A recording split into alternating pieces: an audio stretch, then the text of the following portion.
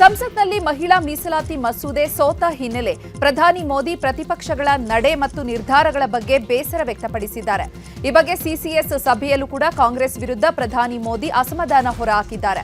ಅಲ್ಲದೆ ರಾತ್ರಿ 8:30ಕ್ಕೆ ದೇಶವನ್ನ ಉದ್ದೇಶಿಸಿ ಪ್ರಧಾನಿ ಮೋದಿ ಭಾಷಣ ಮಾಡಲಿದ್ದಾರೆ. ಮಹಿಳಾ ಬಿಲ್ ಸೋಲಿನ ಕುರಿತಾಗಿ ಮೋದಿ ಮಾತನಾಡಲಿದ್ದು, ಸದ್ಯ ಪ್ರಧಾನಿ ಭಾಷಣದ ಮೇಲೆ ಎಲ್ಲರ ಚಿತ್ತ ನೆಟ್ಟಿದೆ.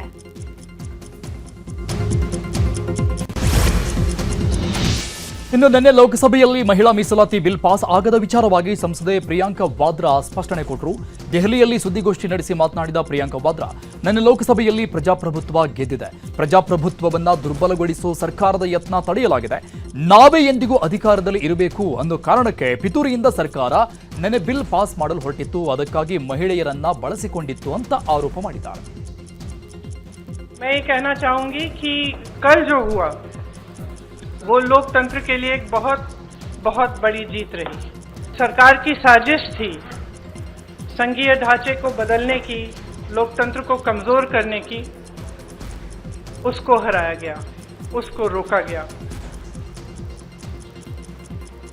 ये संविधान की जीत थी, देश की जीत थी और विपक्ष की एकता की जीत थी. किसी न किसी तरह से हमें सत्ता में रहना है. अगर अभी नहीं किया जाएगा तो 2029 तक जो ये करना चाह रहे हैं परसिमन 2000 ನಾರಿ ಶಕ್ತಿ ಮಸೂದೆಗೆ ಸೋಲಾದ ಹಿನ್ನೆಲೆ ದೆಹಲಿಯಲ್ಲಿ ಅಖಿಲ ಭಾರತ ವ್ಯಾಪಾರಿಗಳ ಒಕ್ಕೂಟ ಪ್ರತಿಭಟನೆ ನಡೆಸಿದೆ. ಈ ಪ್ರತಿಭಟನೆಗೆ ದೆಹಲಿ ಸಿಎಂ ರೇಖಾ ಗುಪ್ತಾ ಕೂಡ ಭಾಗವಹಿಸಿ ಕಪ್ಪು ಪಟ್ಟಿ ಧರಿಸಿ ಕಾಂಗ್ರೆಸ್ ವಿರುದ್ಧ ಪ್ರತಿಭಟನೆ ಮಾಡಿದ್ದಾರೆ. ವಿಪಕ್ಷ ನಾಯಕ ರಾಹುಲ್ ಗಾಂಧಿ ನಿವಾಸದವರೆಗೆ ಪ್ರತಿಭಟನಾ ಮೆರವಣಿಗೆ ನಡೆಸಲಾಗಿದ್ದು, ರಾಹುಲ್ ನಿವಾಸದ ಬಳಿ ಬಿಗಿ ಭದ್ರತೆ ಒದಗಿಸಲಾಗಿದೆ.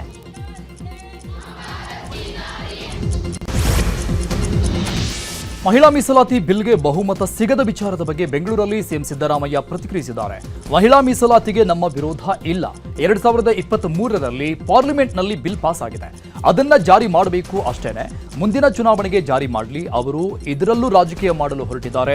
ಕ್ಷೇತ್ರ ಮರುವಿಂಗಡಣೆ, ಮಹಿಳಾ ಮೀಸಲಾತಿ ಒಟ್ಟಿಗೆ ತಂದರು. ಹೀಗಾಗಿ ನಾವು ಕ್ಷೇತ್ರ ಪುನರ್ವಿಂಗಡಣೆಗೆ ವಿರೋಧ ವ್ಯಕ್ತಪಡಿಸಿದ್ದೇವೆ ಅಷ್ಟೇ ಅಂತ ಹೇಳಿದ್ದಾರೆ.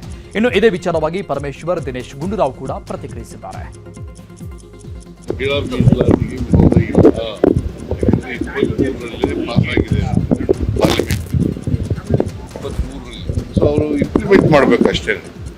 ಈಗ ಮುಂದಿನ ಚುನಾವಣೆಗೆ ಇಂಪ್ಲಿಮೆಂಟ್ ಮಾಡಲಿ. ಈಗ ಅವರು ಕಾನ್ಸ್ಟಿಟ್ಯೂಷನ್ ಅಮೆಂಡ್ಮೆಂಟ್ ತಂದಿದ್ದರಿಂದ ಬಿದ್ದೋಯ್ತು. ಕಾನ್ಸ್ಟಿಟ್ಯೂಷನ್ ಅಮೆಂಡ್ಮೆಂಟ್ ಒಂದೇ ಮಾಡಿದರೆ, ಮಹಿಳಾ ಮೀಸಲಾತಿ ಒಂದೇ ಮಾಡಿದರೆ, ಡಿಲಿಮಿಟೇಷನ್ ಮಾಡ್ತೇನೆ ಅದನ್ನ ಫಿಕ್ಸ್ ಮಾಡಿದ್ರು, ಅದರಿಂದ ಬಿದ್ದೋಯ್ತು. ಕಾನ್ಸ್ಟಿಟ್ಯೂಷನಲ್ ಅಮೆಂಡ್ಮೆಂಟ್ ಮಾಡಿದ್ರು. They played politics. ಅವರು ರಾಜಕೀಯ ಮಾಡೋಕ್ಕೋಸ್ಕರ ಎರಡನ್ನೂ, ಡಿಲಿಮಿಟೇಷನ್ನು ಮತ್ತೆ ಮಹಿಳಾ ಮೀಸಲಾತಿ ಎರಡನ್ನೂ ಒಟ್ಟಿಗೆ ತಗೊಬಂದಿದ್ರು. ನಾವು we are against only delimitation, we are not against. ಮಹಿಳಾ ಮೀಸಲಾತಿಗೆ ವಿರೋಧ ಇಲ್ಲ. ನಾವೇ ಇದನ್ನ ಡಾಕ್ಟರ್ ಮನಮೋಹನ್ ಸಿಂಗ್ ಇದ್ದಂಥ ಸಂದರ್ಭದಲ್ಲಿ ಈ ಮಹಿಳಾ ಮೀಸಲಾತಿ ದೇಶದಲ್ಲಿ ತೆಗೆದುಕೊಂಡಿದ್ದು ಬಂದಿದ್ದೆ ಕಾಂಗ್ರೆಸ್ ಪಕ್ಷ. ಅದರಿಂದ ನಾವು ವಿರೋಧ ಮಾಡುವ ಪ್ರಶ್ನೆ ಇಲ್ಲ. ಚರ್ಚೆ ಆಗಬೇಕಾಗಿತ್ತಲ್ವಾ? ವಿರೋಧ ಪಕ್ಷದವರನ್ನ ವಿಶ್ವಾಸಕ್ಕೆ ತೆಗೆದುಕೊಳ್ಬೇಕಾಗಿತ್ತು, ಚರ್ಚೆ ಮಾಡಬೇಕಾಗಿತ್ತು. ಆನಂತರ ಮಸೂದೆಯನ್ನ ಲೋಕಸಭೆಗೆ ತಂದಿದ್ದಿದ್ರೆ ಬಹುಶಃ ಅದು ಪಾಸ್ ಆಗ್ತಾ ಇದಕ್ಕೆ ಮಹಿಳಾ ಮೀಸಲಾತಿಯನ್ನು ಅದಕ್ಕೆ ಜೋಡಿಸ್ಕೊಂಡು ಅದನ್ನ ತಂದಿರೋದು ಅದು ಸರಿ ಇಲ್ಲ, ಸರಿಯಾದಂಥ ಪದ್ಧತಿನೂ ಅಲ್ಲ. ಹಾಗಾಗಿ ಅದಕ್ಕೆ ಸೋಲಾಗಿದೆ ಅಂತ ಹೇಳಿ ನನ್ನ.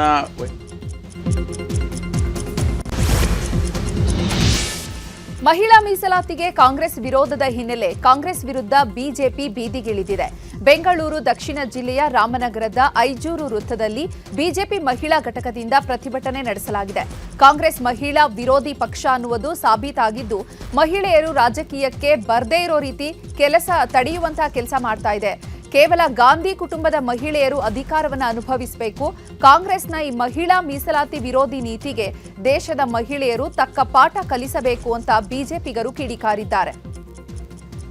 ಮಹಿಳೆಯರಿಗೆ ಒಂದು ಅನುಕೂಲ ಆಗೋ ರೀತಿ ಮಾಡಬೇಕು ಅನ್ನೋದನ್ನ ಈ ಕಾಂಗ್ರೆಸ್ ಸರ್ಕಾರದ ಈ ರಾಹುಲ್ ಗಾಂಧಿ ಇರ್ಬೋದು, ಪ್ರಿಯಾಂಕಾ ಗಾಂಧಿ ಅವರು ಮತ್ತೆ ಈ ಕಾಂಗ್ರೆಸ್ ಸರ್ಕಾರ ಈ ಮಹಿಳಾ ಮೀಸಲಾತಿಗೆ ತುಂಬಾ ವಿರೋಧ ವ್ಯಕ್ತಪಡಿಸ್ತಾ ಇರೋದನ್ನ ನಾವು ಖಂಡಿಸ್ತೀವಿ ಇದನ್ನ. ನರೇಂದ್ರ ಮೋದಿ ಅವರ ನೇತೃತ್ವದ ಸರ್ಕಾರ 33% ದೇಶದಲ್ಲಿ ತರಬೇಕು ಅಂತೇಳಿ ಹೊರಟಿದ್ರು. ಆ ಒಂದು ಹೋರಾಟದಲ್ಲಿ ರಾಹುಲ್ ಗಾಂಧಿಯ ನೇತೃತ್ವದ INDA ತಂಡ ಗೋಮುಖ ವ್ಯಾಘ್ರದ ನಿಜವಾದಂತ ಮುಖವನ್ನ ಬಯಲು ಮಾಡಿದೆ. ಈಗ ದೇಶವ್ಯಾಪಿ ಇನ್ನು ಉತ್ತರ ಕನ್ನಡ ಜಿಲ್ಲೆಯ ಬಿಜೆಪಿ ಮಹಿಳಾ ಘಟಕ ಕೂಡ ಮಹಿಳಾ ಮೀಸಲಾತಿ ಮಸೂದೆಗೆ ಸೋಲಾಗಿದ್ದನ್ನ ಖಂಡಿಸಿದೆ. ಬಿಜೆಪಿ ರಾಜ್ಯ ಉಪಾಧ್ಯಕ್ಷೆ ರೂಪಾಲಿ ನಾಯ್ಕ್ ನೇತೃತ್ವದಲ್ಲಿ ಪ್ರತಿಭಟನೆ ನಡೆಸಲಾಗಿದ್ದು, ಬಳಿಕ ಮಾತನಾಡಿದ ರೂಪಾಲಿ ನಾಯ್ಕ್, ಮಹಿಳೆಯರ ಬಗ್ಗೆ ಕೇವಲವಾದ ಭಾವನೆಯನ್ನ ಕಾಂಗ್ರೆಸ್ ಹೊಂದಿದೆ. ಮುಂದೆ ನಾವು ಇದನ್ನ ಸವಾಲಾಗಿ ಸ್ವೀಕರಿಸಿ ಮಸೂದೆಯನ್ನ ಜಾರಿಗೆ ತರುತ್ತೇವೆ ಎಂದಿದ್ದಾರೆ. ಇನ್ನು ಸಂಸತ್ತಿನಲ್ಲಿ ನಾರಿ ಶಕ್ತಿ ಬಿಲ್ಗೆ ಸೋಲಾದ ಹಿನ್ನೆಲೆ ಚಿಕ್ಕಬಳ್ಳಾಪುರದ ಅಂಬೇಡ್ಕರ್ ವೃತ್ತದಲ್ಲಿ ಕಾಂಗ್ರೆಸ್ ವಿರುದ್ಧ ಬಿಜೆಪಿ ಪ್ರತಿಭಟನೆ ನಡೆಸಿದೆ. ಬಿಜೆಪಿ ಜಿಲ್ಲಾಧ್ಯಕ್ಷ ಸಿಕಲ್ ರಾಮಚಂದ್ರಗೌಡ ನೇತೃತ್ವದಲ್ಲಿ ಪ್ರತಿಭಟನೆ ನಡೆದಿದ್ದು, ಬಿಜೆಪಿ ರಾಜ್ಯ ಮಾಧ್ಯಮ ವಕ್ತಾರೆ ಅಶ್ವಿನಿ ಶಂಕರ್ ಭಾಗಿಯಾಗಿದ್ದರು. ಕ್ಷೇತ್ರ ಮರು ವಿಂಗಡಣೆ ಮಾಡ್ತಾ ಇರುವ ಕೇಂದ್ರದ ಕ್ರಮಕ್ಕೆ ಕಾಂಗ್ರೆಸ್ ತೀವ್ರ ವಿರೋಧ ವ್ಯಕ್ತಪಡಿಸಿದೆ. ಉಡುಪಿಯಲ್ಲಿ ಪ್ರತಿಭಟನೆ ಮಾಡಿದ ಕಾಂಗ್ರೆಸ್ ನಾಯಕರು ಮಹಿಳಾ ಮೀಸಲಾತಿ ಮಸೂದೆ ಹೆಸರಲ್ಲಿ ರಾಜಕೀಯ ಮಾಡ್ತಾ ಇದ್ದಾರೆ ಅಂತ ಕಾಂಗ್ರೆಸ್ ಕಾರ್ಯಕರ್ತರು ಕಿಡಿಕಾರಿದ್ರು. 2023ರಲ್ಲೇ ಮಸೂದೆ ಅಂಗೀಕಾರವಾದರೂ ಅನುಷ್ಠಾನ ಇಲ್ಲ. ಈಗ ಅವೈಜ್ಞಾನಿಕ ರೀತಿಯಲ್ಲಿ ಕ್ಷೇತ್ರ ಮರು ವಿಂಗಡಣೆಗೆ ಯತ್ನಿಸಲಾಗ್ತಾ ಇದೆ. ಹಿಂಬಾಗಿಲಿನ ಮೂಲಕ ಮಸೂದೆ ತರಲು ಕೇಂದ್ರ ಸರ್ಕಸ್ ಮಾಡ್ತಾ ಇದೆ ಅಂತ ಕಾಂಗ್ರೆಸ್ ಕಿಡಿಕಾರಿದೆ. ಇನ್ನು ಮಹಿಳಾ ಮೀಸಲಾತಿ ಮಸೂದೆ ವಿರೋಧಿಸಿ ಮಂಡ್ಯದ ವಿಶ್ವೇಶ್ವರಯ್ಯ ಪ್ರತಿಮೆ ಬಳಿ ಬಿಜೆಪಿ ವಿರುದ್ಧ ಕಾಂಗ್ರೆಸ್ ಕಾರ್ಯಕರ್ತರು ಪ್ರತಿಭಟನೆ ನಡೆಸಿದ್ದಾರೆ. ಅವೈಜ್ಞಾನಿಕ ಮಸೂದೆ ತರಲು ಕೇಂದ್ರ ಹೊರಟಿತ್ತು, ಆದರೆ ಒಗ್ಗಟ್ಟಿನಿಂದ ಅವೈಜ್ಞಾನಿಕ ಮಸೂದೆಯನ್ನ ತಿರಸ್ಕರಿಸಲಾಗಿದೆ. ಆದಷ್ಟು ಬೇಗ ಕೇಂದ್ರದಲ್ಲಿ ಬಿಜೆಪಿ ಸರ್ಕಾರ ಬಿಟ್ಟು ತೊಲಗಲಿ ಅಂತ ಪ್ರತಿಭಟನಾಕಾರರು ಕಿಡಿಕಾರಿದರು.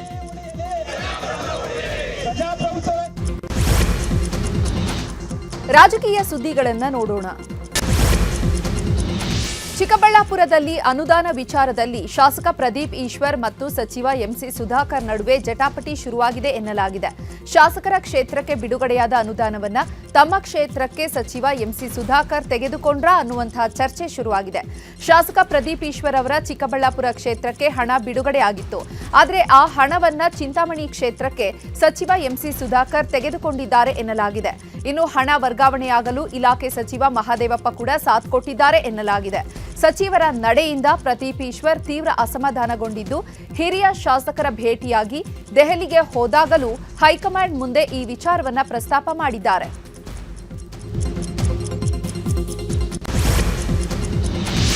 ಎಂಎಲ್ಸಿ ಅಬ್ದುಲ್ ಜಬ್ಬಾರ್ ರಾಜೀನಾಮೆ ವಾಪಸ್ ಪಡೆಯಿರಿ ಅಂತ ಕಾಂಗ್ರೆಸ್ ವಿರುದ್ಧ ಮುಸ್ಲಿಂ ಧರ್ಮಗುರುಗಳು ಆಗ್ರಹಿಸಿದ್ದಾರೆ.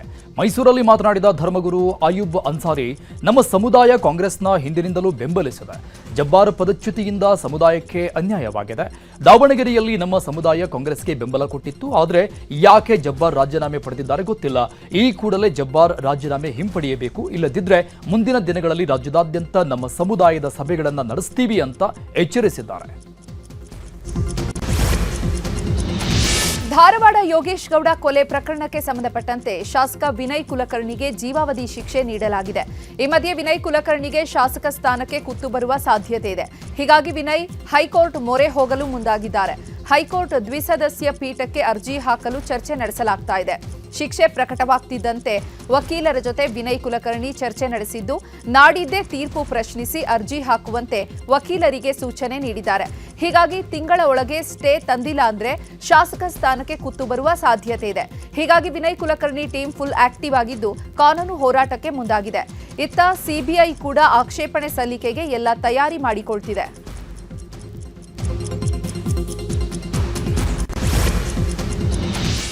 ಬಿಜೆಪಿಯವರ ಒಳಸಂಚಿನಿಂದ ವಿನಯ್ ಕುಲಕರ್ಣಿ ಜೈಲು ಪಾಲಾಗಿದ್ದಾರೆ ಅಂತ ಡಿಸಿಎಂ ಡಿಕೆಶಿ ಹೇಳಿದ್ರು. ಈ ಬಗ್ಗೆ ವಿಪಕ್ಷ ನಾಯಕ ಆರ್ ಅಶೋಕ್ ತಿರುಗೇಟು ಕೊಟ್ಟಿದ್ದಾರೆ. ಕೊಲೆ ಆರೋಪಿಯೇ ತಪ್ಪೊಪ್ಪಿಕೊಂಡಿದ್ದಾರೆ. ಆದರೆ ಡಿಕೆಶಿಗೆ ಸಿಎಂ ಆಗಲು ಶಾಸಕರ ಬೆಂಬಲ ಬೇಕು, ಅದಕ್ಕಾಗಿ ಶಾಸಕರ ಓಲೈಕೆಗಿಳಿದಿದ್ದಾರೆ. ಕಾಂಗ್ರೆಸ್ನವರು ಯಾರು ಏನೇ ಮಾಡಿದ್ರು ಡಿಕೆಶಿಗೆ ತಪ್ಪಲ್ಲ, ನ್ಯಾಯಾಂಗದ ತೀರ್ಮಾನವನ್ನು ಯಾರು ಪ್ರಶ್ನೆ ಮಾಡಬಾರದು ಅಂತ ಹೇಳಿದ್ರು. ಅವರು ಮುಖ್ಯಮಂತ್ರಿ ಆಗಬೇಕು. ಡಿ.ಕೆ. ಶಿವಕುಮಾರ್ ಅವ್ರಿಗೆ ಕಾಂಗ್ರೆಸ್ ಅವ್ರು ಯಾರು ಮಾಡಿದ್ರು ಅದು ತಪ್ಪಲ್ಲ, BJP ಅವ್ರು ಮಾಡಿದ್ರೆ ತಪ್ಪು ಅನ್ನೋ ಭಾವನೆ ಬಂದ್ಬಿಟ್ಟಿದೆ ಅವ್ರಿಗೆ. ಅದರಿಂದ ಅವರನ್ನು, ಯಾಕೆಂದರೆ ಅವರು ಮುಖ್ಯಮಂತ್ರಿ ಆಗಬೇಕು, ಅದಕ್ಕೆ ಎಲ್ಲ MLAಗಳ ಸಹಕಾರ ಬೇಕು. ಅದಕ್ಕೆ ಎಲ್ಲ ಆ ಸಹಕಾರಕ್ಕೋಸ್ಕರ ಅವರು ಎಲ್ಲರನ್ನೂ ಓಲೈಸುವಂಥ ಪ್ರಕ್ರಿಯೆ ಮಾಡ್ತಾ ಇದ್ದಾರೆ. ಅದಕ್ಕೆ ಆ ರೀತಿಯಾದಂಥ ಹೇಳಿಕೆಯನ್ನು ಕೊಟ್ಟಿದ್ದಾರೆ. ಇದರಲ್ಲಿ ನ್ಯಾಯದ ತೀರ್ಮಾನ ಇದು. BJP ತೀರ್ಮಾನ ಅಲ್ಲ, ಕಾಂಗ್ರೆಸ್ ತೀರ್ಮಾನ ಅಲ್ಲ. DK ಶಿವಕುಮಾರ್ ಅವ್ರಿಗೆ ಇನ್ನು ಸಿಎಂ ಅಸಹಾಯಕರಾಗಿದ್ದಾರೆ ಎಂಬ KN ರಾಜಣ್ಣ ಹೇಳಿಕೆ ಬಗ್ಗೆಯೂ ಅಶೋಕ ಮಾತನಾಡಿದರು. DKಶಿ ಅವರು ಸಿದ್ದರಾಮಯ್ಯ ಕಡೆಯವರನ್ನ ಹುಡುಕಿ ಹೊಡಿತಾ ಇದ್ದಾರೆ. DKಶಿ ತಮ್ಮ ತಂತ್ರದಲ್ಲಿ ಸಕ್ಸಸ್ ಆಗಿದ್ದಾರೆ. ಸಿದ್ದರಾಮಯ್ಯ ಹಣಿಯಲು DKಶಿ ಸೂತ್ರ ರೂಪಿಸಿದ್ದಾರೆ. ಸಿದ್ದರಾಮಯ್ಯ ಅಸಹಾಯಕರಾಗಿ ಬಹಳ ವರ್ಷಗಳೇ ಆಗಿದೆ. ರಾಜಣ್ಣ ಸರಿಯಾಗಿ ಹೇಳಿದ್ದಾರೆ. ಕಾಂಗ್ರೆಸ್ ಪಕ್ಷ ಭಿಕಾರಿಯಾಗಿ ಬೀದಿಗೆ ಬರಲಿದೆ ಅಂತ ಹೇಳಿದ್ದಾರೆ. DK ರಾಜಣ್ಣ ಅವರಿಗೆ ಬಹಳ ನಿಧಾನವಾಗಿ ಅವರಿಗೆ ಜ್ಞಾನೋದಯ ಆಗಿದೆ. ಸಿದ್ದರಾಮಯ್ಯನವರು ಅವರು ಅಸಹಾಯಕರಾಗಿ ಬಹಳ ವರ್ಷಗಳೇ ಕಳೆದೋಗ್ಬಿಟ್ಟಿದೆ. ಅವರು ಅಸಹಾಯಕರಾಗಿ ಹುಡುಕಿ ಹೊಡಿತಾ ಇದ್ದಾರೆ. ಯಾರು? DK ಅವರು ಒಡಿಮಗ ಬಿಡಬೇಡ ಅಂತೇಳಿ DK ಕಡೆಯವರು ಯಾರ್ಯಾರು ಇದ್ದಾರೆ ಹುಡುಕಿ ಟಾರ್ಗೆಟ್ ಮಾಡಿ ಅಟ್ಯಾಕ್ ಮಾಡ್ತಾ ಇದ್ದಾರೆ ಮತ್ತು ಸಕ್ಸಸ್ ಆಗ್ತಾ ಇದೆ. ಜಿಬಿಎ ವ್ಯಾಪ್ತಿಯ 5 ನಗರ ಪಾಲಿಕೆಗಳ ವಾರ್ಡ್ವಾರು ಮತದಾರರ ಪಟ್ಟಿ ಪ್ರಕಟ ಮಾಡಲಾಗಿದೆ. ಚುನಾವಣಾ ಆಯೋಗದ ಸೂಚನೆ ಮೇರೆಗೆ ಅಂತಿಮ ಪಟ್ಟಿ ಬಿಡುಗಡೆ ಮಾಡಿದೆ. ಬೆಂಗಳೂರಿನಲ್ಲಿ 88,95,361 ಮತದಾರರು ಇರೋದಾಗಿ ಜಿಬಿಎ ಮುಖ್ಯ ಆಯುಕ್ತ ಮಹೇಶ್ವರ ರಾವ್ ಮಾಹಿತಿ ನೀಡಿದ್ದಾರೆ.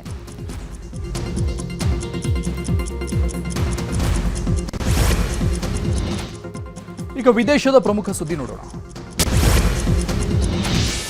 ಮಧ್ಯಪ್ರಾಚ್ಯದಲ್ಲಿ ಮತ್ತೆ ಯುದ್ಧದ ಕಾರ್ಮೋಡ ಆವರಿಸಿದ ಇರಾನ್ಗೆ ಏಪ್ರಿಲ್ 22ರವರೆಗೆ ಟ್ರಂಪ್ ಕೊನೆಯ ಡೆಡ್ಲೈನ್ ಕೊಟ್ಟಿದ್ದಾರೆ. ಬುಧವಾರದೊಳಗೆ ಕದನ ವಿರಾಮ ಅಂತ್ಯ ಆಗುತ್ತೆ ಅಂತ ಹೇಳಿದ್ದಾರೆ. ಸೋಮವಾರ 2ನೇ ಸುತ್ತಿನ ಶಾಂತಿ ಸಭೆಗೆ ಸಿದ್ಧತೆ ನಡೆಸಲಾಗಿದೆ. ಇಸ್ಲಾಮಾಬಾದ್ನಲ್ಲಿ ಶಾಂತಿ ಮಾತುಕತೆ ನಡೆಯಲಿದ್ದು ಈ ಮಾತುಕತೆ ಸಕ್ಸಸ್ ಆಗುವ ನಿರೀಕ್ಷೆಯಲ್ಲಿ ಟ್ರಂಪ್ ಇದ್ದಾರೆ. ಅಲ್ಲದೆ ಇರಾನ್ ಈ ಮಾತುಕತೆ ಬಳಿಕ ಪರಮಾಣು ಶಸ್ತ್ರಾಸ್ತ್ರ ತ್ಯಜಿಸುತ್ತಂತೆ, ಹರ್ಮುಜ್ ಜಲಸಂಧಿ 100% ಮುಕ್ತಗೊಳಿಸುತ್ತಂತೆ ಅಂತ ಟ್ರಂಪ್ ಹೇಳಿಕೆ ಕೊಟ್ಟಿದ್ದಾರೆ. You don't have a deal by Wednesday when the ceasefire ends. Will you extend the ceasefire or will you start attacks again? Maybe I won't extend it. But the blockade is going to remain. But maybe I won't extend it. So you have a blockade, and unfortunately we'll have to start dropping bombs again. Thank you very much. ಹಡಗುಗಳ ನಿಯಂತ್ರಣದ ಬಗ್ಗೆ America ಎಚ್ಚರಿಕೆ ನೀಡಿತ್ತು. America ಅಧ್ಯಕ್ಷ Trump ಹೇಳಿಕೆಯ ಬೆನ್ನಲ್ಲೇ Hormuz ಜಲಸಂಧಿಯನ್ನ Iran ಮತ್ತೆ ಬಂದ್ ಮಾಡಿದೆ. ಹರ್ಮುಜ್ ಮೇಲೆ ಅಮೆರಿಕ ನಿಯಂತ್ರಣವನ್ನ ವಿರೋಧಿಸಿ ಬಂದ್ ಮಾಡಲಾಗಿದೆ. ಇದರಿಂದಾಗಿ ತೈಲ ಹಡಗುಗಳ ಸಂಚಾರಕ್ಕೆ ಬ್ರೇಕ್ ಬಿದ್ದಿದ್ದು ಈಗ ಮತ್ತೆ ಪೂರೈಕೆಯಲ್ಲಿ ಭಾರಿ ವ್ಯತ್ಯಯವಾಗುವ ಸಾಧ್ಯತೆ ಇದೆ. ಹರ್ಮುಜ್ ಜಲಸಂಧಿ ನಿಯಂತ್ರಣ ನಮಗೆ ಬೇಕು. ಅಮೆರಿಕ ದಬ್ಬಾಳಿಕೆ ನಿಲ್ಲಬೇಕು. ಜೊತೆಗೆ ಇರಾನ್ ಬಂದರುಗಳನ್ನ ಬಂದ್ ಮಾಡಬಾರದು. ಕದನ ವಿರಾಮದ ಉಲ್ಲಂಘನೆ ಆಗಬಾರದು. ಅಲ್ಲದೆ ಅಮೆರಿಕದ ಬೆದರಿಕೆಗಳಿಗೆಲ್ಲ ನಾವು ಬಗ್ಗಲ್ಲ ಅಂತ ಇರಾನ್ ಹೇಳಿಕೊಂಡಿದೆ. ಇನ್ನು ಇರಾನ್ ಮತ್ತೆ ಹರ್ಮುಜ್ ಜಲಸಂಧಿಯನ್ನು ಮುಚ್ಚಿದೆ. ಭಾರತೀಯ 2 ಹಡಗುಗಳ ಮೇಲೆ ಗುಂಡಿನ ದಾಳಿ ನಡೆಸಲಾಗಿದೆ. ಭಾರತದ ಧ್ವಜವನ್ನ ಹೊತ್ತಂತಹ VLCC ಸೂಪರ್ ಟ್ಯಾಂಕರ್ ಮೇಲೆ ಇರಾನ್ ನೌಕಾಪಡೆ ಗುಂಡಿನ ದಾಳಿ ನಡೆಸಿದೆ. ಅನುಮತಿ ಇಲ್ಲದೆ ಜಲಸಂಧಿ ದಾಟಲು ಯತ್ನಿಸಿದ ಆರೋಪದ ಹಿನ್ನೆಲೆ IRGC ಗುಂಡು ಹಾರಿಸಿ ಹಡಗುಗಳನ್ನು ಹಿಮ್ಮೆಟ್ಟಿಸಿದೆ.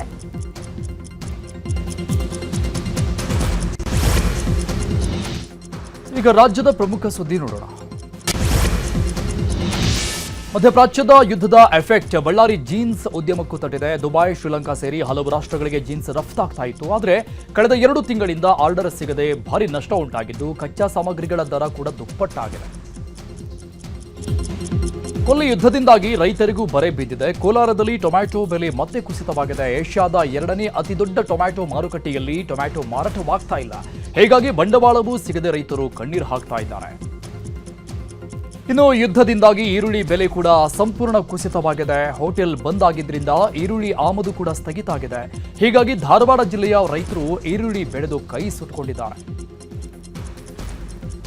ಯಾದಗಿರಿಯಲ್ಲಿರುವ ತಾಯಿ ಮತ್ತು ಮಕ್ಕಳ ಆಸ್ಪತ್ರೆಯಲ್ಲಿ ಗ್ಯಾಸ್ ಇಲ್ಲದೆ ಸೌದೆ ಒಲೆಯಲ್ಲಿ ಅಡುಗೆ ಮಾಡಬೇಕಾದ ಸ್ಥಿತಿ ಬಂದಿದೆ.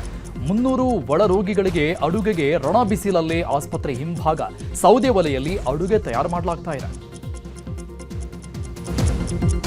ಇನ್ನು ಗದಗದಲ್ಲಿ ಆಟೋ ಗ್ಯಾಸ್ ಬಂಕ್ ಮುಂದೆ ನೋ ಸ್ಟಾಕ್ ಬೋರ್ಡ್ ಹಾಕಿದ್ದು ಗ್ಯಾಸ್ ಹಾಕಿಸಿಕೊಳ್ಳಲು ಚಾಲಕರು ಪರದಾಡ್ತಾ ಇದ್ದಾರೆ. ಹೀಗಾಗಿ ಸರ್ಕಾರದ ವಿರುದ್ಧ ಕಿಡಿಕಾರಿದ್ದು, ನಮಗೂ ಗೃಹಲಕ್ಷ್ಮಿ ರೀತಿ ದುಡ್ಡು ಕೊಡಿ, ತಿಂಗಳಿಗೆ 1,500 ರೂಪಾಯಿ ಕೊಡಿ, ಗ್ಯಾಸ್ ಸಿಗದೆ ದಿನವಿಡೀ ಬಂಕ್ ಮುಂದೆ ಕೂರುವ ಸ್ಥಿತಿ ಇದೆ. ಸಂಸಾರ ನಿರ್ವಹಣೆಗೆ ಸರ್ಕಾರ ಸಹಾಯ ಮಾಡಲಿ ಅಂತ ಚಾಲಕರು ಆಗ್ರಹ ಮಾಡ್ತಾ ಇದ್ದಾರೆ. ಬೆಂಗಳೂರಿನ ಚಿನ್ನಸ್ವಾಮಿ ಕ್ರೀಡಾಂಗಣದಲ್ಲಿ ಆರ್ಸಿಬಿ ಮತ್ತು ಡೆಲ್ಲಿ ಕ್ಯಾಪಿಟಲ್ಸ್ ನಡುವೆ ಐಪಿಎಲ್ನ 26ನೇ ಪಂದ್ಯ ನಡೀತಾ ಇದೆ. DCM DK Shivakumar relax ಮೂಡ್ನಲ್ಲಿದ್ದಾರೆ.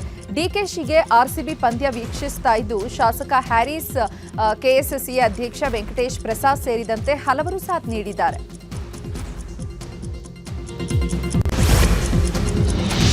ಈಗ ದೇಶದ ಪ್ರಮುಖ ಸುದ್ದಿ ನೋಡೋಣ. ಲೋಕಸಭೆ ವಿಪಕ್ಷ ನಾಯಕ ರಾಹುಲ್ ಗಾಂಧಿ ದ್ವಿಪೌರತ್ವ ಹೊಂದಿದ್ದಾರೆ ಎಂಬ ಆರೋಪವಿದ್ದು ಎಫ್ಐಆರ್ ದಾಖಲಿಸಲು ಲಕ್ನೋ ಪೀಠ ನಿರ್ದೇಶನ ನೀಡಿತ್ತು. ಆದರೆ ರಾಹುಲ್ ವಿರುದ್ಧದ ಎಫ್ಐಆರ್ ಆದೇಶಕ್ಕೆ ಅಲಹಾಬಾದ್ ಹೈಕೋರ್ಟ್ ತಡೆ ನೀಡಿದೆ. ಆರೋಪಿಗಳ ವಿಚಾರಣೆ ಮಾಡದೆ ಆದೇಶ ಸಾಧ್ಯವಿಲ್ಲ ಅಂತ ಅಲಹಾಬಾದ್ ಹೈಕೋರ್ಟ್ ತಿಳಿಸಿದೆ. ಪ್ರಧಾನಿ ಮೋದಿ ನೇತೃತ್ವದ ಎನ್ಡಿಎ ಸರ್ಕಾರ ಕೇಂದ್ರ ಸರ್ಕಾರಿ ನೌಕರರಿಗೆ ಗುಡ್ ನ್ಯೂಸ್ ನೀಡಿದೆ. ಕೇಂದ್ರ ಸರ್ಕಾರಿ ನೌಕರರು ಮತ್ತು ಪಿಂಚಣಿದಾರರಿಗೆ ತುಟ್ಟಿ ಭತ್ಯೆಯನ್ನ ಶೇಕಡ 2% ಹೆಚ್ಚಳ ಮಾಡಿದೆ. ಕೇಂದ್ರ ಸರ್ಕಾರಿ ನೌಕರರ ತುಟ್ಟಿ ಭತ್ಯೆಯನ್ನ ಶೇಕಡ 2% ಹೆಚ್ಚಳ ಮಾಡಲು ಕೇಂದ್ರ ಸಚಿವ ಸಂಪುಟ ಅನುಮೋದನೆ ನೀಡಿದೆ. ಮಹಾರಾಷ್ಟ್ರದ ಮುಂಬೈನ ಜವಾಹರಲಾಲ್ ನೆಹರು ಬಂದರು ಪ್ರಾಧಿಕಾರ ಬಳಿಯ ಉರಾನ್ ಪ್ರದೇಶದಲ್ಲಿ ಭಾರೀ ಅಗ್ನಿ ಅವಘಡ ಸಂಭವಿಸಿದೆ. ಗೋಡೌನ್ನಲ್ಲಿ ಜನರಿರುವ ಶಂಕೆ ವ್ಯಕ್ತವಾಗಿದ್ದು ಬೆಂಕಿ ನಂದಿಸುವ ಕಾರ್ಯ ನಡೀತಾ ಇದೆ. ಸ್ಕ್ರಾಪ್ ಗೋಡೌನ್ನಲ್ಲಿ ಭಾರೀ ಬೆಂಕಿ ಅವಘಡ ಸಂಭವಿಸಿದೆ. ಉತ್ತರ ಪ್ರದೇಶದ ನೋಯ್ಡಾ ಸೆಕ್ಟರ್ 115ರ ಸೋರ್ಖಾದ ಪುಸ್ತಾ ಪ್ರದೇಶದಲ್ಲಿರುವ ಸ್ಕ್ರಾಪ್ ಗೋಡೌನ್ನಲ್ಲಿ ಘಟನೆ ನಡೆದಿದೆ. 30 ವರ್ಷಗಳ ಹಿಂದಿನ ಪ್ರಕರಣಕ್ಕೆ ಸಂಬಂಧಪಟ್ಟಂತೆ ಕಾಶ್ಮೀರಿ ಪ್ರತ್ಯೇಕವಾದಿ ಶಬೀರ್ ಶಾನನ್ನ ಎನ್ಐಎ ಬಂಧಿಸಿದೆ. 1996ರಲ್ಲಿ ಕಾಶ್ಮೀರದಲ್ಲಿ ಹಿಂಸಾಚಾರ ಪ್ರಕರಣ ದಾಖಲಾಗಿದ್ದು ಹಲವು ವರ್ಷಗಳಿಂದ ತನಿಖೆ ನಡೀತಾ ಇತ್ತು. ಇದೀಗ ಎನ್ಐಎ ಶಬೀರ್ ಶಾ ಬಂಧಿಸಿ ಕೋರ್ಟ್ಗೆ ಹಾಜರುಪಡಿಸಿದೆ. ಈಗ ಕ್ರೈಮ್ ಸುದ್ದಿ ನೋಡೋಣ. ಫೈರೋಜ್ ಕೊಲೆ ಪ್ರಕರಣದಲ್ಲಿ ಕಾಂಗ್ರೆಸ್ ನಾಯಕ ಇಸ್ಮಾಯಿಲ್ ತಮಟಗಾರ್ ಪಾತ್ರ ಇರೋದು ಪತ್ತೆಯಾಗಿದೆ. ಏಪ್ರಿಲ್ 10ರಂದು ಧಾರವಾಡದ ಹಾಸ್ಮಿ ನಗರದಲ್ಲಿ ಫೈರೋಜ್ ಮನೆಗೆ ನುಗ್ಗಿ ಚಾಕುವಿನಿಂದ ಇರಿದು ಕೊಲೆ ಮಾಡಿದ್ರು. ಸದ್ಯ ಪೊಲೀಸರು ಇಸ್ಮಾಯಿಲ್ ತಮಟಗಾರ್ ನಿವಾಸ ತೆರಳಿ ಸರ್ಚಿಂಗ್ ವಾರೆಂಟ್ ಪಡೆದಿದ್ದಾರೆ. ಉತ್ತರ ಕನ್ನಡ ಜಿಲ್ಲೆಯ ಯಲ್ಲಾಪುರದ ಅರಬೈಲ್ ಘಟ್ಟದಲ್ಲಿ ಕಾರು ಮತ್ತು ಚಾಲಕ ಸುಟ್ಟು ಕರಕಲಾದ ಪ್ರಕರಣದ ತನಿಖೆಯನ್ನ ರೋಚಕ ಸತ್ಯ ಬಯಲಾಗಿದೆ. ಸಿನಿಮೆಯ ರೀತಿಯಲ್ಲಿ ಮೋಸ್ಟ್ ವಾಂಟೆಡ್ ಆರೋಪಿಯ ಕೊಲೆ ಮಾಡಿರುವುದು ಸಾಬೀತಾಗಿದೆ.